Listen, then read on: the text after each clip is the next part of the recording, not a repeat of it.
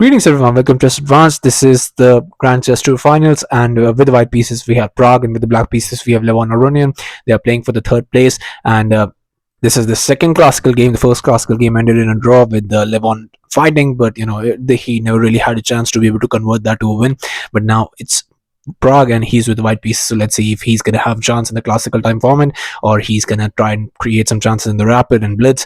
That's gonna be following, and the third place might not look like it's as much, but the thing is that the fourth place gets $14,000 and the third place gets $60,000, so there's a $20,000 rating price gap. And on top of that, the first three players gets an invitational to the next Grand Chess Tour that's going to happen in next year. So definitely that's going to be important as well. So without further ado, let's start with this game here. Pragg starts with d4. We have knight to f6, c4, e6, and knight to f3. We go for d5, knight to c3, and c5. This is the queen's gambit decline. This is the semi-Tarrasch defense. Here we have c captures, and just queen captures on d4. We have e captures, and just immediately going for bishop to g5. Pragg is being very aggressive, and let's see if that pays off or not. Here just bishop to e7, and e3 was played. And in this position, you could go for this knight to c6 attacking the queen, but after queen to a4 and a6, you get bishop to d3. I get easy development. This is not really an option here. Just castles, rook to d1. Now you play bishop to e6, and position will be absolutely fine. But the thing is that white has achieved almost everything. Your bishop pair is very nicely placed. Queen is somewhat misplaced, but you can always remaneuver. And with that, maybe you don't even have to castle. You can play this h5, h4, h5, and your position will be absolutely fine. But here after e3, we have castles, and now just comes this rook to d1, bishop to e6, and bishop captures. And now after bishop captures, we have queen to d2, knight to c6, and just knight caps on d5. So he trades a lot of pieces in right from the opening, and that's never good, because you want to win the game with the classical time format. You get 6 points, so that's definitely a bit too much. But if you lose the 6 points, then that's also very much worse. So it's a bit of a gamble. But here just bishop captures, queen captures, and rook captures was played. But now with this trade here, you have to understand that there's not much right left in the position, because you've traded off the queens, you've traded off a pair of bishops, and it's not even move 15. So here just bishop caps on b2, just grabbing that pawn. And in this position, you can play a move like rook to b5. Position going to be absolutely fine. And the thing is that if you play bishop to f6 in this position, then you just go for this rook captures, knight to a5, and rook to b1, and then you develop the other bishop. Maybe you just castle, maybe you just give the rook into the game, and position is going to be absolutely fine. But after rook to b5, what happens if I go for this bishop to c3? Well, the thing is that you have to go for king to e2, b6 now, just defending that pawn. And after g4, now you play this rook f to d8, bishop to g2, and rook a to c8. Yes, these rooks look massively scary, and you have already just saved a pawn, so you're up a pawn technically. But the thing is that, my apologies, not up a pawn, but basically you have 2 against 1 towards the queen side. So maybe it's still a draw. But I mean, let's see what happens here, because the thing is that you can get the rook here, and you can just push those pawns and try and create some initiative towards the king side. So it's like a trade-off basically. So I mean, let's see what would happen, but nothing like this was played, so we'll never know. Here after bishop captures, here bishop to e2 was played, but now just comes rook a to d8, rook to b5, and bishop to c3 check, king to f1.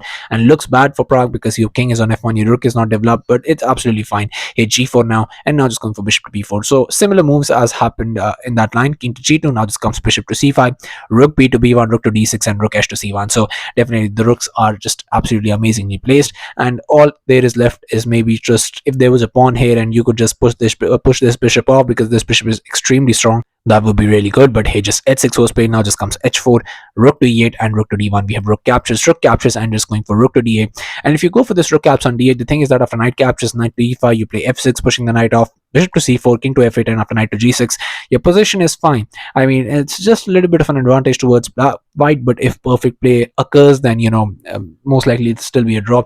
Equal material, equal pawns, but just a little bit different pawn structure. But then again, I mean, I don't think so you can convert this to a win. But here after rook to d8, we have rook to c1. Now just comes g6, bishop to b5, and just rook to d6. And now after a4, here just king to g7 was played, but now just comes king back to f1. You want to remaneuver the king here, and maybe just try to create something. But the thing is that you can just trade off the rooks, and this game could go on forever. And you'll see that's exactly what happened. Here rook to e6 was played, but now just comes knight to d2, knight to e5, and bishop to e2. But here just bishop to b4, we have knight to b3, and now just rook to c6 asking for a rook trade, rook to d1 avoiding the trade, but now just comes rook to d6 again asking for a trade. And what happens if you trade? Well, if you trade, then after bishop captures, knight to d4, king to f6, the thing is that black is doing absolutely fine, and you've just avoided the draw. Your position, I mean, you've just avoided the some pressure with the white pieces, and there is not much that you can do, and most likely this game would end in a draw. So black pieces tension has been removed, and in rapid you can create some chances because here Levon will be the one who's going to be with the white pieces. So here after rook to d6, now just comes rook to b1, but now just comes a5, rook to c1, rook to c6, and rook captures, knight captures, and king to g2. So going for the similar line, but can that pawn be a problem here? If you want to try and push, well, it's on a light square, and it's very unlikely that you're going to be able to push this one until unless you get the king all the way here and you get like 5 or 6 tempos in advance, and maybe even then it's not possible. But after bishop to c3, bishop to b5 was played, attacking the knight, knight to 8, knight to c1, knight to b7, and here just knight to e2, bishop to f6. Now just comes h5, just pushing that pawn, knight to d6, and just bishop to d3. So this bishop is controlling a lot of squares from the knight. I mean, you've taken up this square, this square, this square, and this square. So a lot of these squares has been covered. So that bishop is a very nice piece because it's covering a lot of squares, and most likely it will be controlling the knight until unless you try to remaneuver the knight and try to get it through a decent square. Here just g5 comes, now just blocking the position, but just immediately f4, and now bishop to b2, f captures, h captures, and here knight to d4. If you go for this, then here just bishop captures, e captures, and still it's going to be a draw. But it's going to be a draw with the moves that you want to find is going to be very, very crucial. You want to play this knight to e8, and after king to f3, the move that you don't want to play is king to f6. It seems like such a natural move. I'm just getting the king into the game, but the thing is that after this, here just h6 comes, and now you have to understand bishop is just taking away all these squares, pawn is taking away, so there's a wall, and whenever there's a wall here, this push and this push will be really devastating once it comes. Obviously you cannot push right now, but you cannot get the king towards there either, and somewhere along the line this position is going to collapse, and it's going to be very, very devastating. So not going there, but you want to play is knight to d6, and after this d5 you play f6. And the thing is that even if the king comes here, every square has been taken, there is no way you can get inside the position, so most likely this position is going to be ending in a draw even after this pass pawn that is there. But the thing is that here after h caps on g5, none of this was played, just king to f3, and after this king to h6, that's the best move recommended by the engine. Here just e4, now f6 comes, king to e3, knight to f7, and just knight to d4, but now just bishop to c1 check, king to f2, and here just knight to e5.